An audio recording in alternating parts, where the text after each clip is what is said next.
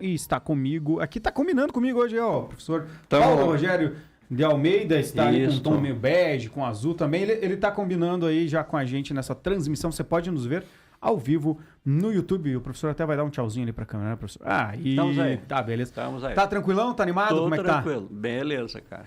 Hoje a gente vai falar sobre plurais, né, professor? Na semana passada a gente explodiu a cabeça da população ao falar que artesões não está errado. E a gente já deu essa liberdade para o pessoal que erra saber que não está errado, na verdade. E hoje a gente tem mais exemplos, mas tem uma dificuldade também para a gente passar aí para o nosso ouvinte, né? Isso, bom dia. A minha primeira proposta é assim, parece esquisito, mas é esquecer que tem essa variação.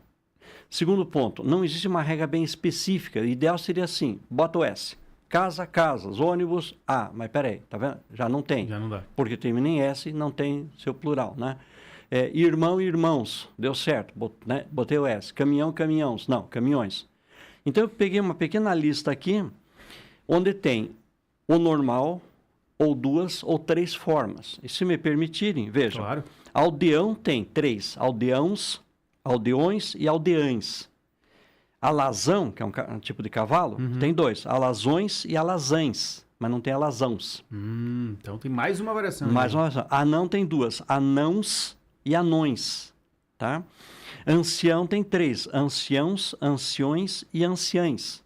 E a lista é grande, então depois a gente pega mais uma lá, para frente. Então o que a gente pode ver nesse sentido, quando termina em ão ali, é que a gente não tem uma regra como na semana passada a gente falou, né? Bem específica, do pastel não. E do degrau, né? Exato. Por exemplo, degrau termina em U, é só botar o S. O S. Pastel termina em L, tira o L, põe I e põe o S. Tá, então existe a regra. Está resolvido. Já que o ão não é necessariamente ãos. Vou pegar mais um pedacinho aqui, ó. Castelão tem dois. Castelãos, castelães. Charlatão, duas. Charlatões, charlatães. Cirurgião, cirurgiões, cirurgiães. Corrimão, corrimãos, corrimões. Ó, não tem corrimães, tá? Ermitão, ermitãos, ermitões, ermitães. Então... Fica complicado ali, né? E aí teria... Mas por que isso? É a origem da palavra. Por exemplo, nós não temos a linguagem neutra em português. Tem uma briga danada aí que não é o caso de discutir hoje, porque ela é um conjunto de línguas onde ou é masculino ou é feminino. Só que é interessante, esse conjunto de línguas deriva do latim, e no latim tinha o gênero neutro. Esse gênero neutro perdeu-se ao longo da história. Coisa que na língua inglesa, por exemplo, tem. Um cachorro, um gato, uma cadeira, uma janela, uma porta, são neutros, não são nem masculinos nem femininos.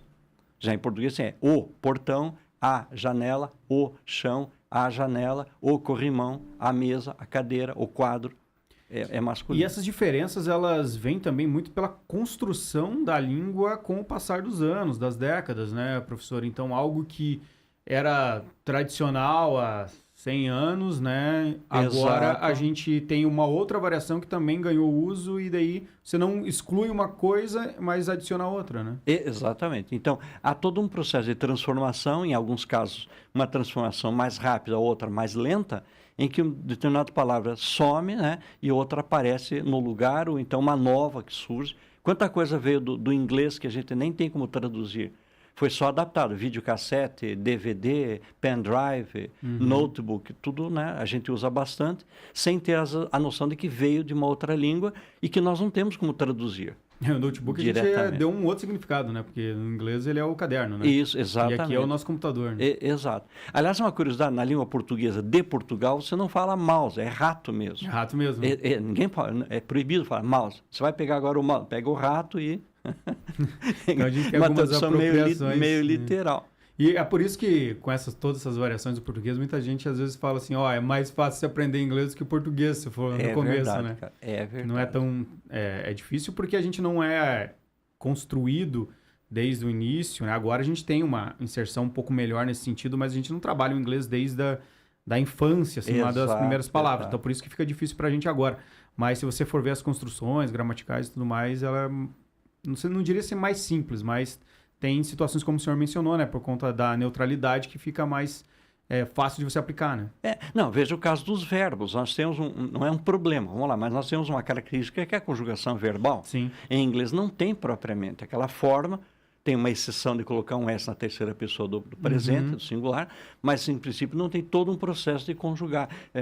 Mais que perfeito, imperfeito. Tem o passado ali. Futuro futuro do né? Não tem presente subjuntivo, futuro subjuntivo, futuro do presente, futuro do pretérito. Não tem essa variação toda. Outra coisa que me chama a atenção é um volume um pouco maior de palavras. Se quer falar de um edifício, se fala alto, high. Quer falar de uma pessoa, fala tall. Para nós, alto é alto, edifício é alto, a pessoa é alta.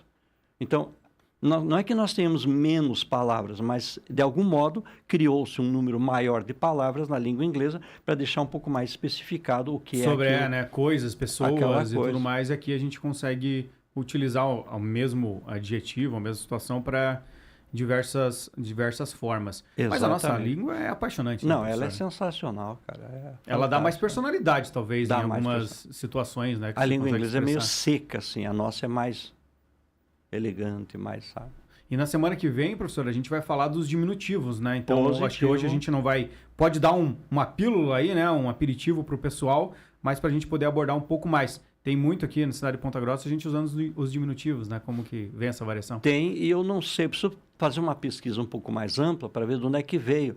Eu vou dar um adeuzinho, tá friozinho, né? Tá ventandinho.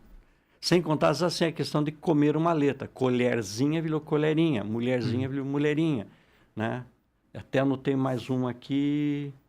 Colherzinha, devagarinho, devagarzinho, devagarinho. Devagarinho, né? Tá? Mas algumas coisas têm muita acontece. influência da música também, né? A gente Tem. acho que já comentou aqui no programa em cortar o G no final, né?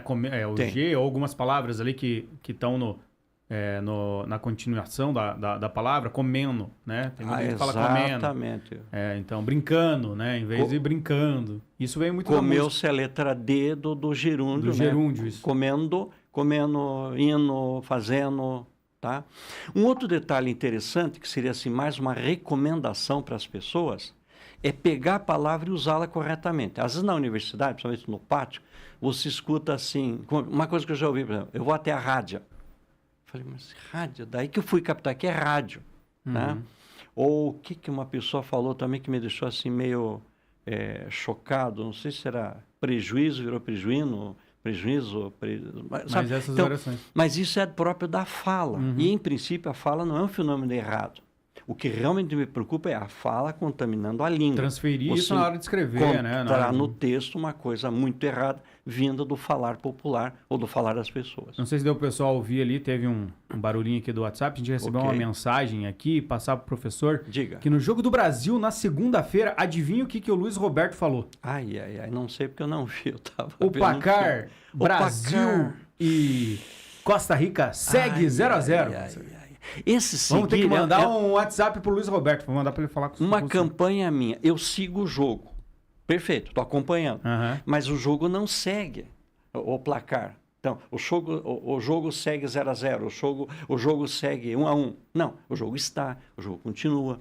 Né? O placar é... Você segue o jogo que está 0-0, né? Exatamente. Ou, para piorar a história, eu sigo acompanhando. Aí não. Ora, se eu sigo, eu acompanho. É um pleonasmo, né? É um pleonasmo, é uma repetição totalmente desnecessária, é uma redundância mesmo. É o termo correto, redundância, repetição desnecessária. Professor, obrigado. Mais uma semana aí, da quarta-feira que vem a gente faz um debatezinho. Debatezinho. a respeito do diminutivo. Positivo. Tamo junto, cara.